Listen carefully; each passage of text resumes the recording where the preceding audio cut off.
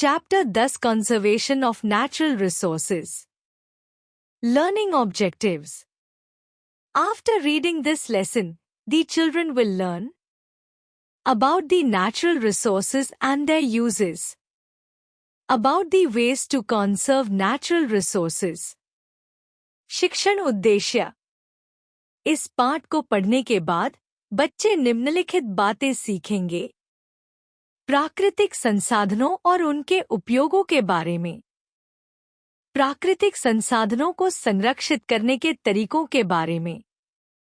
इसमें बताया गया है कि बच्चों को प्राकृतिक संसाधनों की पहचान और उनके विभिन्न उपयोगों के बारे में जानकारी मिलेगी, जैसे कि जल, ऊर्जा, मिट्टी और वनस्पति.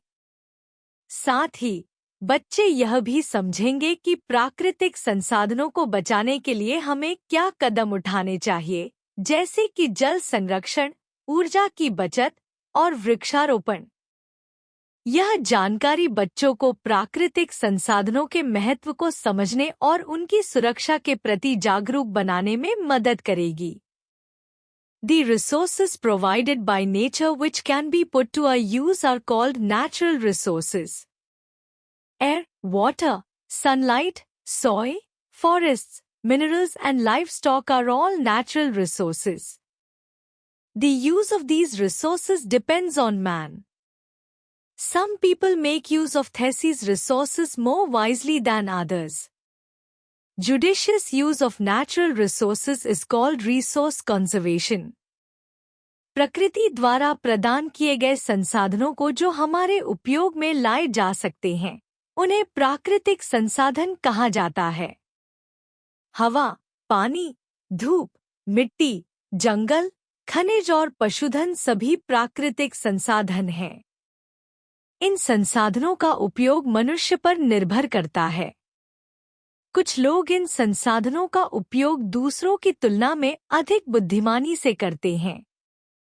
प्राकृतिक संसाधनों का विवेकपूर्ण उपयोग संसाधन संरक्षण कहा जाता है. इस पैराग्राफ में बताया गया है कि प्राकृतिक संसाधन हमारे जीवन के लिए कितने महत्वपूर्ण हैं.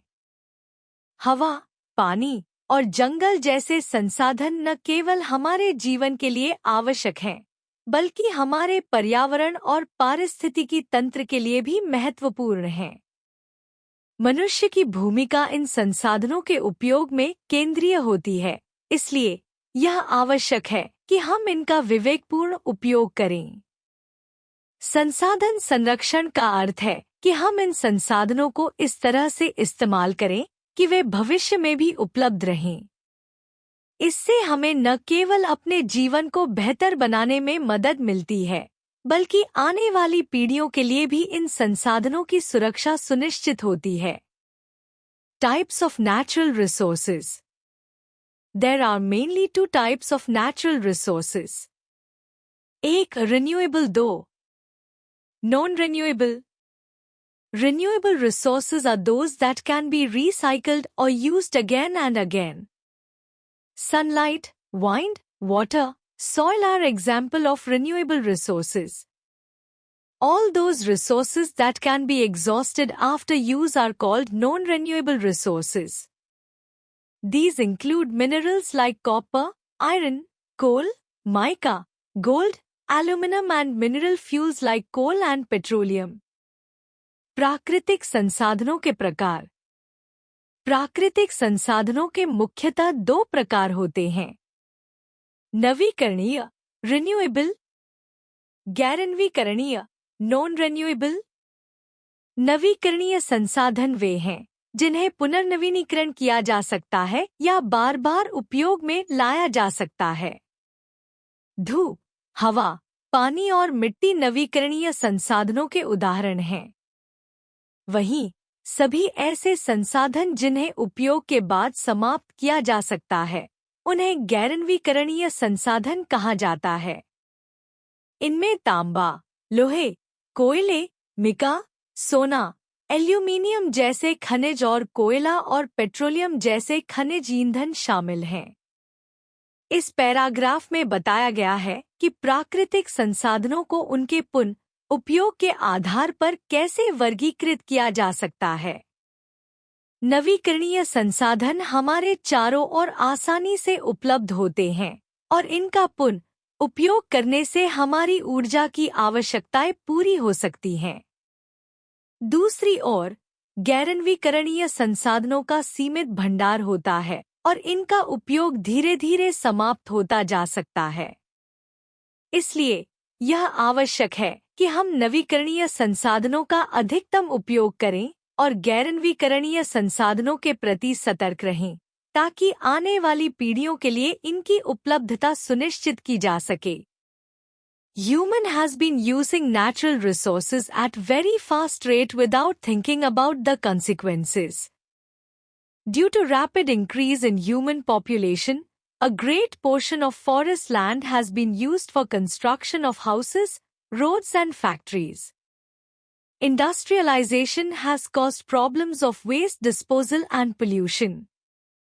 All these activities are causing great harm to the natural resources. So, we should use our natural resources very wisely. मनुष्य ने प्राकृतिक संसाधनों का उपयोग बहुत तेजी से किया है, बिना इसके परिणामों के बारे में सोचें। मानव जनसंख्या में तेजी से वृद्धि के कारण एक बड़ा हिस्सा वन भूमि का उपयोग घरों, सड़कों और कारखानों के निर्माण के लिए किया गया है। औद्योगिकरण ने कचरे के निपटान और प्रदूषण की समस्याएं पैदा की हैं। ये सभी गतिविधियां प्राकृतिक संसाधनों को बहुत अधिक नुकसान पहुंचा रही हैं। इसलिए हमें अपने प्राकृतिक संसाधनों का बहुत बुद्धिमानी से उपयोग करना चाहिए। इस पैराग्राफ में बताया गया है कि कैसे मानव गतिविधियां, विशेषकर जनसंख्या वृद्धि और औद्योगिकरण, प्राकृतिक संसाधनों के लिए खतरा बन गई है। घरों, सड़कों और कारखानों के निर्माण के लिए वन भूमि के अत्यधिक उपयोग से पर्यावरणीय असंतुलन उत्पन्न हो रहा है। इसके साथ ही औद्योगिक गतिविधियों के कारण प्रदूषण और कचरे की समस्या भी बढ़ रही है, जो कि प्राकृतिक संसाधनों के लिए हानिकारक है। यह महत्वपूर्ण है कि हम अपने संसाधनों का विवेकपूर्ण उपयोग करें और सतत विकास की दिशा में कदम उठाएं, ताकि हम अपने पर्यावरण की रक्षा कर सकें और आने वाली पीढ़ियों के लिए इन संसाधनों को संरक्षित कर सकें। Conservation of soil. The action of preserving and protecting the soil from destruction is called conservation of soil. Today, it is very important to conserve the soil, not only for food production but also for our own survival. Conservation of soil can be done by checking soil erosion and preserving its fertility. Rainwater, wind and other natural forces often carry away the soil. भूमि को विनाश से बचाने और उसकी सुरक्षा करने की क्रिया को मिट्टी का संरक्षण कहा जाता है। आज मिट्टी का संरक्षण करना बहुत महत्वपूर्ण है, न केवल खाद्य उत्पादन के लिए बल्कि हमारे स्वयं के अस्तित्व के लिए भी। मिट्टी का संरक्षण मिट्टी के कटाव को रोकने और उसकी उर्वरता को बनाए रखने के माध्यम से किया जा सकता है। बारिश का पानी, हवा और अन्य प्राकृतिक शक्तियां अक्सर मिट्टी को बहा ले जाती हैं। इस पैराग्राफ में बताया गया है कि मिट्टी का संरक्षण क्यों आवश्यक है और इसे कैसे किया जा सकता है।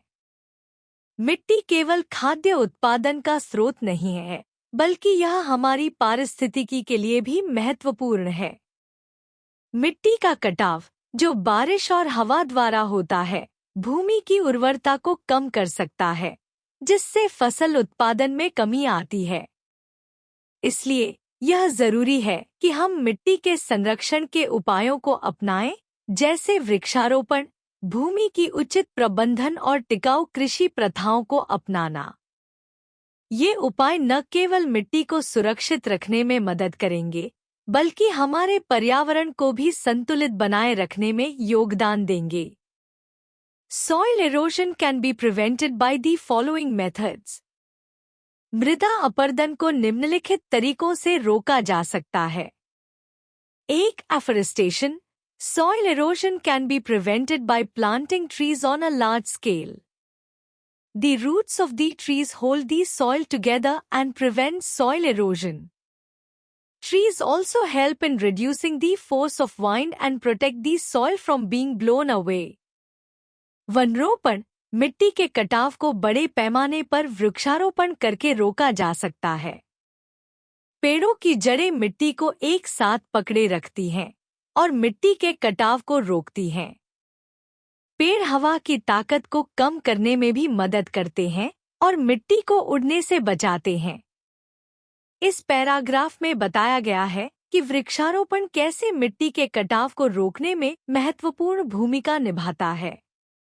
जब हम बड़े पैमाने पर पेड़ लगाते हैं तो उनकी जड़ें मिट्टी को मजबूती से पकड़ती हैं, जिससे कटाव कम होता है। इसके अलावा पेड़ हवा की गति को कम करते हैं, जिससे मिट्टी की सतह पर प्रभाव कम पड़ता है। इस प्रकार वृक्षारोपण न केवल मिट्टी की सुरक्षा करता है, बल्कि यह पर्यावरण को भी लाभ पहुंचाता है। दो terrace farming, cutting wide, flat rows of steps into the hill slopes and growing crops there is called terrace farming. These terraces reduce the speed of rainwater down the hills and reduce soil erosion. Terrace farming पहाड़ी ढलानों में चौड़ी सपाट पंक्तियों के चरण काटकर वहां फसलें उगाने को टेरेस फार्मिंग कहा जाता है। ये टेरेस बारिश के पानी की गति को पहाड़ियों से नीचे लाने में मदद करते हैं और मिट्टी के कटाव को कम करते हैं। इस पैराग्राफ में बताया गया है कि टेरेस फार्मिंग कैसे पहाड़ी क्षेत्रों में फसलों की खेती के लिए उपयोगी होती है। टेरेस बनाने से बारिश के पानी की तेज धारा को धीमा किया जा सकता है, जिससे मिट्टी का कटाव कम होता है। यह विशेष रूप से उन क्षेत्रों में महत्वपूर्ण है जहां परंपरागत खेती के तरीकों से मिट्टी के कटाव का जोखिम अधिक होता है। टेरेस फार्मिंग न केवल मिट्टी को संरक्षित करती है, बल्कि यह फसल उत्पादन को भी बढ़ाती है, जिससे कृषि में स्थिरता आती है। 3. Preventing overgrazing. Animals like cows, goats, sheep, etc. should not be allowed to overgraze. The fields should always be under some crop or grasses to prevent the soil from being blown away by wind or washed away by water. अधिक चारा खाने से रोकना। गाय, बकरी, भेड़ आदि जैसे जानवरों को अधिक चारा खाने की अनुमति नहीं दी जानी चाहिए। खेतों में हमेशा कुछ फसल या घास होनी चाहिए ताकि मिट्टी हवा से उड़ने या पानी से बहने से बच सके। इस पैराग्राफ में बताया गया है कि कैसे अधिक चारा खाने से मिट्टी के संरक्षण में समस्या उत्पन्न हो सकती है। जब जानवर अधिक चारा खाने लगते हैं तो मिट्टी का ऊपरी भाग कमजोर हो जाता है, जिससे वह हवा या पानी के प्रभाव से आसानी से बह सकता है। इसलिए यह आवश्यक है कि खेतों में हमेशा कुछ फसल या घास उगाई जाए ताकि मिट्टी को सुरक्षा मिल सके। यह न केवल मिट्टी को संरक्षित करता है, बल्कि मिट्टी की उर्वरता को बनाए रखने में भी मदद करता है। 4. Proper drainage and irrigation. There should be proper drainage and irrigation systems in the fields. This should be done carefully so that no soil is washed away. सही जल निकासी और सिंचाई। खेतों में सही जल निकासी और सिंचाई प्रणाली होनी चाहिए। इसे सावधानी से करना चाहिए ताकि कोई भी मिट्टी बह न जाए। इस पैराग्राफ में बताया गया है कि उचित जल निकासी और सिंचाई कैसे मिट्टी के संरक्षण में महत्वपूर्ण है। सही जल निकासी से यह सुनिश्चित होता है कि बारिश का पानी सही तरीके से निकल जाए, जिससे खेतों में जल भराव न हो और मिट्टी की गुणवत्ता बनी रहे। साथ ही उचित सिंचाई प्रणाली यह सुनिश्चित करती है कि फसलों को पर्याप्त पानी मिले बिना मिट्टी को कमजोर किए। यदि ये व्यवस्थाएं ठीक से स्थापित की जाएं, तो मिट्टी का कटाव कम होगा और यह उर्वरता बनाए रखने में मदद करेगी। इस प्रकार कृषि के लिए उचित जल निकासी और सिंचाई तकनीकें प्राकृतिक संसाधनों के संरक्षण में महत्वपूर्ण भूमिका निभाती हैं। Preserving soil fertility. Soil fertility can be preserved by the following methods. मिट्टी की उर्वरता को बनाए रखना. निम्नलिखित तरीकों से मिट्टी की उर्वरता को बनाए रखा जा सकता है. 1. Crop rotation. The practice of alternating a crop with leguminous plants such as the pea from year to year is called crop rotation. These plants help in making the nitrogen of the air available to the soil with the help of certain bacteria that live in their roots. फसल चक्रण. एक फसल को वर्ष दर वर्ष फलीदार पौधों जैसे मटर के साथ बदलने की प्रक्रिया को फसल चक्रण कहा जाता है. ये पौधे अपनी जड़ों में रहने वाले कुछ बैक्टीरिया की मदद से वायु के नाइट्रोजन को मिट्टी के लिए उपलब्ध कराने में मदद करते हैं. इस पैराग्राफ में बताया गया है कि फसल चक्रण कैसे मिट्टी की उर्वरता बढ़ाने में सहायक होता है. फसल चक्रण की प्रक्रिया के दौरान जब हम फलीदार पौधों को उगाते हैं तो ये पौधे नाइट्रोजन को सजीव रूप में मिट्टी में जोड़ देते हैं, जो अन्य फसलों के लिए आवश्यक पोषक तत्व है. इससे मिट्टी की गुणवत्ता में सुधार होता है और फसलों की पैदावार बढ़ती है. यह एक सतत कृषि प्रथा है जो न केवल फसलों की वृद्धि में मदद करती है बल्कि मिट्टी के स्वास्थ्य को भी बनाए रखती है. इस प्रकार फसल चक्रण एक प्रभावी तरीका है जो प्राकृतिक संसाधनों के संरक्षण में योगदान करता है. 2. Leaving field uncultivated. If the field is left uncultivated for some time, it will regain fertility. खेत को बिना खेती के छोड़ना. यदि खेत को कुछ समय के लिए बिना खेती के छोड़ दिया जाए तो यह उर्वरता पुनः प्राप्त कर लेगा.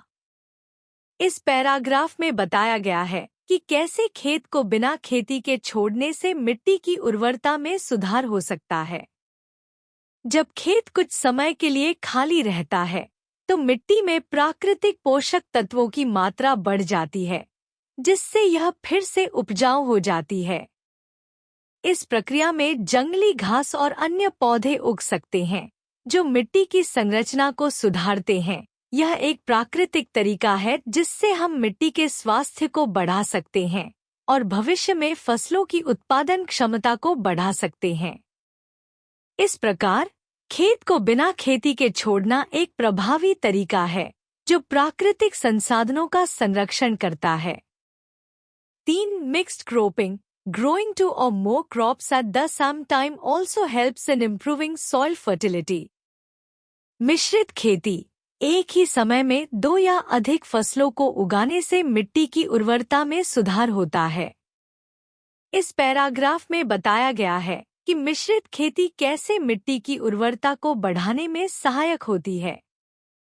जब हम एक ही क्षेत्र में विभिन्न प्रकार की फसलें उगाते हैं तो यह न केवल भूमि के विभिन्न पोषक तत्वों का उपयोग करता है बल्कि मिट्टी की संरचना को भी बेहतर बनाता है.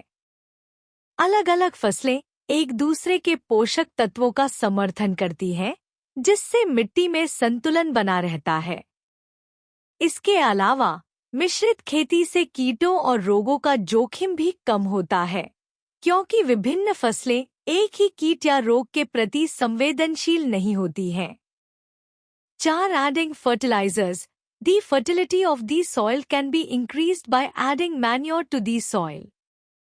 Chemical fertilizers also increase fertility, but too much of chemical fertilizers can damage the soil. उर्वरक जोड़ना. मिट्टी की उर्वरता को बढ़ाने के लिए मिट्टी में खाद डालना चाहिए. रासायनिक उर्वरक भी उर्वरता को बढ़ाते हैं, लेकिन रासायनिक उर्वरकों की अधिकता मिट्टी को नुकसान पहुंचा सकती है. इस पैराग्राफ में बताया गया है कि कैसे उर्वरक मिट्टी की उर्वरता को प्रभावित करते हैं. जब हम खाद जैसे जैविक उर्वरक का उपयोग करते हैं तो यह मिट्टी में आवश्यक पोषक तत्वों को जोड़ता है, जिससे फसलें स्वस्थ तरीके से बढ़ती हैं. वहीं रासायनिक उर्वरक तत्काल परिणाम देते हैं और फसलों की पैदावार बढ़ाने में मदद करते हैं, लेकिन इनका अत्यधिक उपयोग मिट्टी की गुणवत्ता को कम कर सकता है. रासायनिक उर्वरक के अधिक उपयोग से मिट्टी की संरचना बिगड़ सकती है और यह मिट्टी में विषाक्तता भी ला सकता है। इस प्रकार मिट्टी की उर्वरता को बढ़ाने के लिए उर्वरकों का सावधानीपूर्वक उपयोग करना आवश्यक है, ताकि हम प्राकृतिक संसाधनों को संरक्षित कर सकें और कृषि को स्थायी बना सकें। Conservation of forests. Cutting down of forests on large scale is called deforestation. Deforestation causes soil erosion and the land becomes barren. Droughts and floods are common in deforested areas. The climate becomes warmer. Man is bound to cut trees to fulfill his needs. Our country does not have enough forests to meet the increasing needs. There should be balance between cutting the trees and planting new trees. बड़े पैमाने पर जंगलों को काटना वनों की कटाई, deforestation, कहलाता है। वनों की कटाई से मिट्टी का कटाव होता है और भूमि बंजर हो जाती है। सूखे और बाड़े वनों की कटाई वाले क्षेत्रों में सामान्य होती हैं। जलवायु गर्म हो जाती है। मनुष्य अपनी आवश्यकताओं को पूरा करने के लिए पेड़ काटने के लिए बाध्य है। हमारे देश में बढ़ती आवश्यकताओं को पूरा करने के लिए पर्याप्त वन नहीं है। पेड़ों को काटने और नए पेड़ लगाने के बीच संतुलन होना चाहिए। इस पैराग्राफ में बताया गया है कि वनों की कटाई का पर्यावरण पर क्या प्रभाव पड़ता है। जब बड़े पैमाने पर पेड़ काटे जाते हैं तो यह मिट्टी को कमजोर कर देता है, जिससे मिट्टी का कटाव और बंजर भूमि का निर्माण होता है। इसके परिणामस्वरूप सूखा और बाढ़ की घटनाएं बढ़ जाती हैं, जो मानव जीवन और कृषि पर नकारात्मक प्रभाव डालती हैं। इसके अलावा जलवायु परिवर्तन भी होता है, जिससे मौसम का तापमान बढ़ता है। इसलिए यह महत्वपूर्ण है कि हम पेड़ काटने के साथ साथ नए पेड़ भी लगाएं, ताकि पर्यावरण संतुलन बना रहे और प्राकृतिक संसाधनों का संरक्षण हो सके। इस प्रकार वनों की कटाई को रोकना और वृक्षारोपण को बढ़ावा देना एक सतत विकास के लिए आवश्यक है। We should plant trees in big way. Trees should be protected from diseases and pests. Forest fires should be controlled quickly and effectively. हमें बड़े पैमाने पर पेड़ लगाना चाहिए। पेड़ों को बीमारियों और कीटों से सुरक्षित रखना चाहिए। जंगल की आग को तेजी से और प्रभावी रूप से नियंत्रित किया जाना चाहिए। इस पैराग्राफ में बताया गया है कि कैसे वृक्षारोपण और वन संरक्षण में योगदान करना चाहिए। बड़े पैमाने पर पेड़ लगाने से न केवल वातावरण में ऑक्सीजन का स्तर बढ़ता है, बल्कि यह मिट्टी की गुणवत्ता और जैव विविधता को भी बनाए रखने में मदद करता है। साथ ही पेड़ों को विभिन्न बीमारियों और कीटों से बचाने के लिए उचित देखभाल और प्रबंधन आवश्यक है, ताकि वे स्वस्थ और लंबे समय तक जीवित रह सकें। इसके अलावा जंगल की आग एक गंभीर समस्या हो सकती है, जो वन्य जीवों और वनस्पतियों को नष्ट कर देती है। इसलिए इन आग को तुरंत और प्रभावी ढंग से नियंत्रित करना आवश्यक है। इस प्रकार पेड़ लगाने और उनके संरक्षण के लिए समर्पित प्रयासों से हम अपने पर्यावरण को बेहतर बना सकते हैं। To increase the forest area, our government has started many programs like the Social Forestry and Van Mahotsavas. Van Mahotsava is celebrated every year during the monsoons. During this program, thousands of school children participate and plant trees every year. One क्षेत्र को बढ़ाने के लिए हमारी सरकार ने कई कार्यक्रम शुरू किए हैं, जैसे कि सामाजिक वानिकी, सोशल फॉरेस्ट्री और वन महोत्सव। वन महोत्सव हर साल मानसून के दौरान मनाया जाता है। इस कार्यक्रम में हजारों स्कूल के बच्चे भाग लेते हैं और हर साल पेड़ लगाते हैं। इस पैराग्राफ में बताया गया है कि कैसे सरकार वनों के संरक्षण और वृद्धि के लिए प्रयास कर रही है। सामाजिक वानिकी जैसे कार्यक्रमों का उद्देश्य यह है कि स्थानीय समुदायों को वनों की सुरक्षा और वृक्षारोपण में शामिल किया जाए, जिससे पर्यावरण में सुधार हो सके। वन महोत्सव एक वार्षिक उत्सव है जिसे मानसून के समय मनाया जाता है, क्योंकि इस समय पेड़ लगाने के लिए आदर्श मौसम होता है।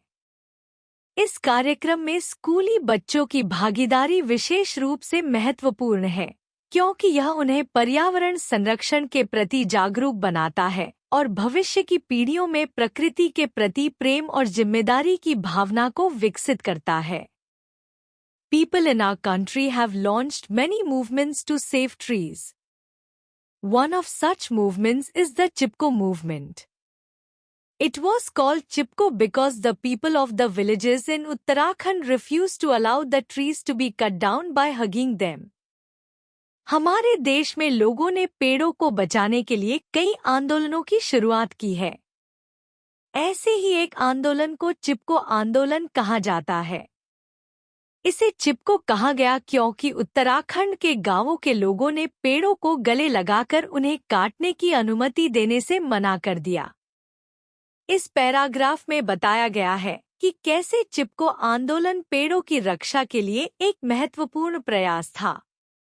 चिपको आंदोलन ने पर्यावरण संरक्षण के प्रति लोगों की जागरूकता को बढ़ाने में महत्वपूर्ण भूमिका निभाई। जब लोग अपने पेड़ों को बचाने के लिए एकजुट होकर खड़े हुए, तो यह एक शक्तिशाली संदेश बना कि प्रकृति की रक्षा करना हमारे सभी का कर्तव्य है। इस प्रकार चिपको आंदोलन ने न केवल वनों के संरक्षण की दिशा में महत्वपूर्ण कदम उठाया, बल्कि यह पर्यावरणीय न्याय और स्थानीय समुदायों की आवाज को भी प्रबलित किया। Conservation of wildlife. Wild animals and plants are an essential part of nature. But increased human is posing a great danger to the wildlife and threatening to wipe away many of them completely from the earth. Deforestation has led to the destruction of the natural habitats of the animals. So, to save wildlife, the forests must be protected first. Increased pollution has led to the contamination of soil, air, water and food which are necessary for the survival of wildlife. It is important to control pollution to save the wildlife.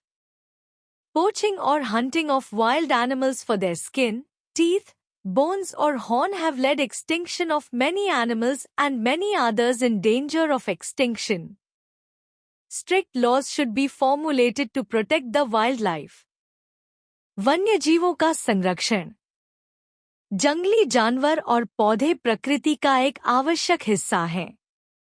लेकिन बढ़ती मानव जनसंख्या जंगली जीवन के लिए एक बड़ा खतरा पैदा कर रही है और कई प्रजातियों को पूरी तरह से पृथ्वी से मिटाने की धमकी दे रही है। वनों की कटाई, डिफॉरेस्टेशन, ने जानवरों के प्राकृतिक आवासों के विनाश का कारण बना है। इसलिए वन्य जीवों को बचाने के लिए सबसे पहले जंगलों की रक्षा करनी चाहिए। बढ़ते प्रदूषण ने मिट्टी, हवा, पानी और खाद्य पदार्थों को संदूषित कर दिया है, जो जंगली जीवन के अस्तित्व के लिए आवश्यक हैं। इसलिए वन्य जीवों को बचाने के लिए प्रदूषण को नियंत्रित करना महत्वपूर्ण है। वन्य जानवरों का शिकार या उनका शिकार उनकी खाल, दांत, हड्डियों या सींग के लिए किया जाता है, जिसके कारण कई जानवर विलुप्त हो गए हैं और कई अन्य विलुप्त होने के खतरे में हैं। वन्य जीवों की रक्षा के लिए कठोर कानून बनाए जाने चाहिए।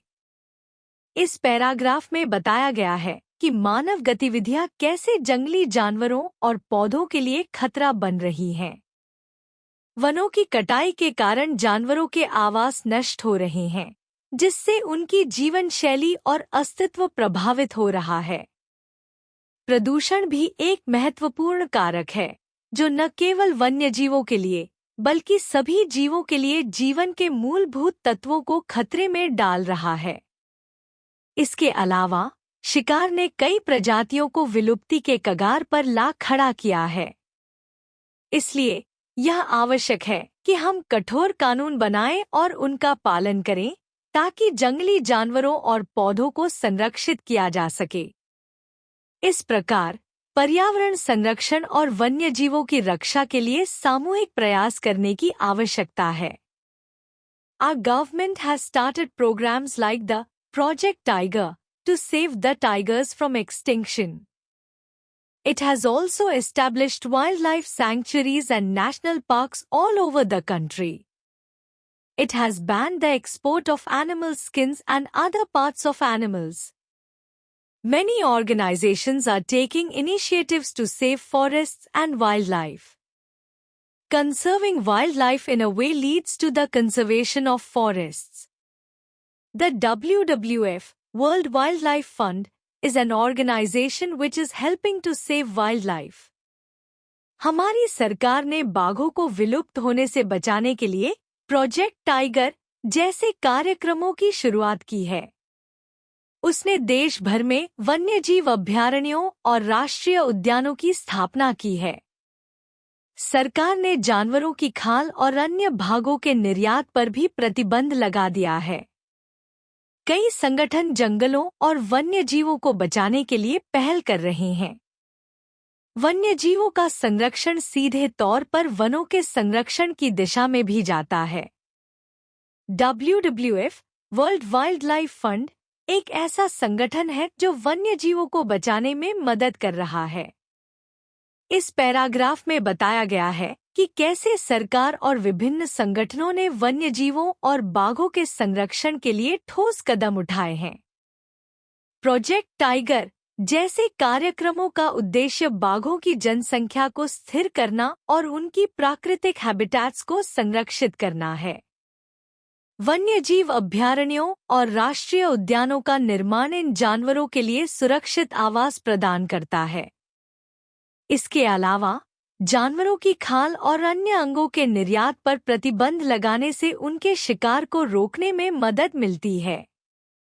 कई संगठन जैसे WWF वैश्विक स्तर पर वन्यजीवों के संरक्षण में सक्रिय हैं, जो वनों और पारिस्थितिकी तंत्र की सुरक्षा में महत्वपूर्ण भूमिका निभाते हैं। Conservation of water. Water is one of our basic needs. Though 3/4 of the surface of the earth is covered with water, yet there is shortage of clean, fresh, drinking water. So, it is very important to conserve our water resources. More trees should be planted to check the water from mining off the land and so allow it to be absorbed by the ground. We should not dump waste into rivers, which causes water pollution. Factory waste should be disposed of at secluded place so that it cannot pollute the drinking water in rivers. Dams should be built across rivers to control floods and store water in reservoirs. We should store rainwater in underground tanks for later use. It is called rainwater harvesting. जल संरक्षण। पानी हमारी बुनियादी जरूरतों में से एक है। हालांकि पृथ्वी की सतह का 3/4 हिस्सा पानी से ढका हुआ है, फिर भी साफ, ताजे पीने के पानी की कमी है। इसलिए हमारे जल संसाधनों का संरक्षण करना बहुत महत्वपूर्ण है। जमीन से पानी को खींचने से रोकने के लिए अधिक पेड़ लगाए जाने चाहिए, जिससे पानी को भूमि द्वारा अवशोषित किया जा सके। हमें नदियों में कचरा नहीं फेंकना चाहिए, क्योंकि इससे जल प्रदूषण होता है। फैक्ट्रियों का कचरा एक सुनसान स्थान पर निपटाया जाना चाहिए ताकि यह नदियों में पीने के पानी को प्रदूषित न कर सके। नदियों पर बांधों का निर्माण किया जाना चाहिए ताकि बाढ़ को नियंत्रित किया जा सके और जल को जलाशयों में संग्रहित किया जा सके।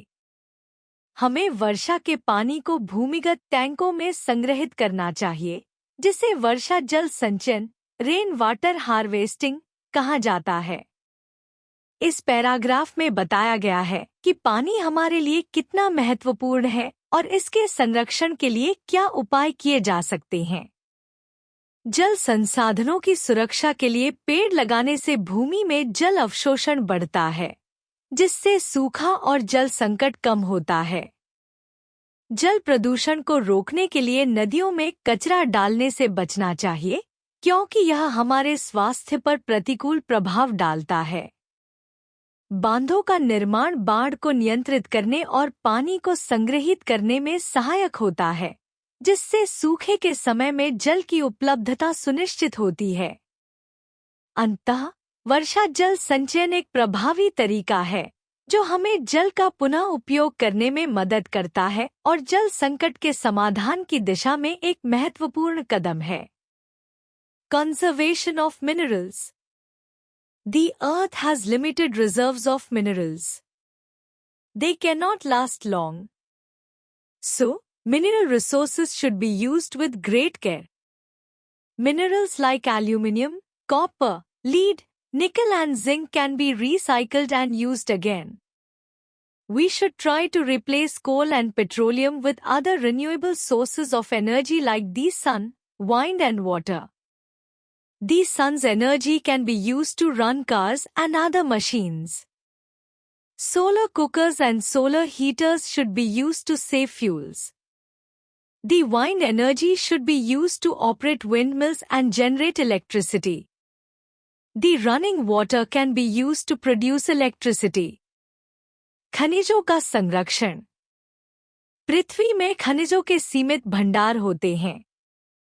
ये लंबे समय तक नहीं टिक सकते। इसलिए खनिज संसाधनों का उपयोग बड़ी सावधानी से किया जाना चाहिए। एल्यूमीनियम, तांबा, सीसा, निकल और जस्ता जैसे खनिजों को पुनः चक्रित किया जा सकता है और फिर से उपयोग में लाया जा सकता है। हमें कोयले और पेट्रोलियम की जगह सौर, पवन और जल जैसे अन्य नवीकरणीय ऊर्जा स्रोतों का उपयोग करने का प्रयास करना चाहिए। सूर्य की ऊर्जा का उपयोग कारों और अन्य मशीनों को चलाने के लिए किया जा सकता है। ईंधन को बचाने के लिए सौर कुकर और सौर हीटर का उपयोग किया जाना चाहिए। पवन ऊर्जा का उपयोग पवन चक्कियों को चलाने और बिजली उत्पन्न करने के लिए किया जाना चाहिए। चलती हुई जलधाराओं का उपयोग बिजली उत्पादन के लिए किया जा सकता है। इस पैराग्राफ में बताया गया है कि खनिज संसाधनों का संरक्षण और नवीकरणीय ऊर्जा स्रोतों का उपयोग कितना महत्वपूर्ण है। चूंकि खनिज सीमित हैं, इसलिए हमें उनका विवेकपूर्ण उपयोग करना चाहिए और उन्हें पुनः चक्रित करने के तरीकों को अपनाना चाहिए। नवीकरणीय ऊर्जा स्रोतों का उपयोग न केवल पर्यावरण के लिए फायदेमंद है, बल्कि यह हमें फॉसिल फ्यूल्स पर निर्भरता कम करने में भी मदद करता है। सूर्य की ऊर्जा, पवन ऊर्जा और जल ऊर्जा जैसे विकल्प न केवल ऊर्जा की आवश्यकता को पूरा करते हैं, बल्कि यह प्राकृतिक संसाधनों के संरक्षण की दिशा में भी महत्वपूर्ण कदम है। इस प्रकार हमें इन उपायों को अपनाने की आवश्यकता है ताकि हम आने वाली पीढ़ियों के लिए हमारे संसाधनों को सुरक्षित रख सकें। If used carefully, natural resources can play a major role in making a country rich and prosperous. India is very rich in natural resources. It is up to us to use them carefully and help our country to become rich and developed nation. यदि सावधानी से उपयोग किया जाए, तो प्राकृतिक संसाधन किसी देश को समृद्ध और संपन्न बनाने में महत्वपूर्ण भूमिका निभा सकते हैं। भारत प्राकृतिक संसाधनों में बहुत समृद्ध है।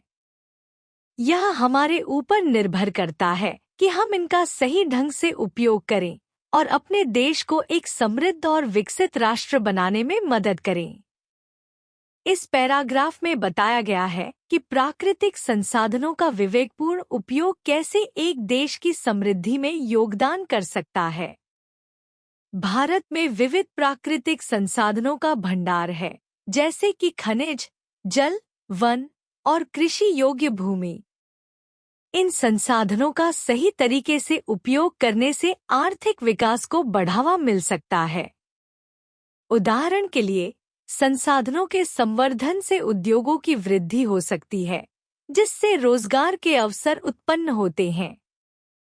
इसके अलावा प्राकृतिक संसाधनों का संरक्षण और सतत विकास न केवल आर्थिक समृद्धि को सुनिश्चित करता है, बल्कि यह पर्यावरण संतुलन बनाए रखने में भी मदद करता है।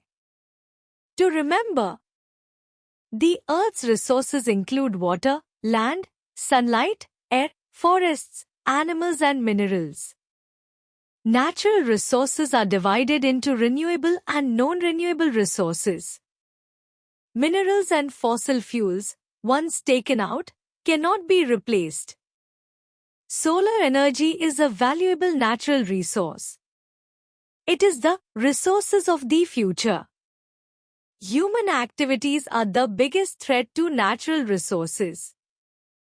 We must preserve our natural resources and learn to use them carefully. प्राकृतिक संसाधनों को नवीकरणीय और गैरनवीकरणीय संसाधनों में विभाजित किया गया है। खनिज और जीवाश्म ईंधन एक बार निकाल लिए जाने पर प्रतिस्थापित नहीं किए जा सकते। सौर ऊर्जा एक मूल्यवान प्राकृतिक संसाधन है। यह भविष्य का संसाधन है। मानव गतिविधियां प्राकृतिक संसाधनों के लिए सबसे बड़ा खतरा है। हमें अपने प्राकृतिक संसाधनों का संरक्षण करना चाहिए और उन्हें सावधानी से उपयोग करना सीखना चाहिए। इस पैराग्राफ में बताया गया है कि पृथ्वी के विभिन्न संसाधनों की विविधता और उनके संरक्षण की आवश्यकता कितनी महत्वपूर्ण है। प्राकृतिक संसाधनों का विवेकपूर्ण उपयोग सुनिश्चित करता है कि हम आने वाली पीढ़ियों के लिए इन्हें सुरक्षित रख सकें। इसके साथ ही हमें यह भी समझना चाहिए कि मानव गतिविधियों का अत्यधिक दोहन प्राकृतिक संसाधनों को नष्ट कर सकता है।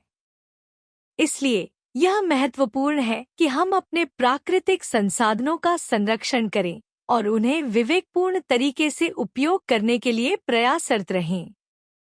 इस प्रकार हम न केवल अपनी आवश्यकता को पूरा कर सकते हैं, बल्कि पर्यावरण संतुलन भी बनाए रख सकते हैं।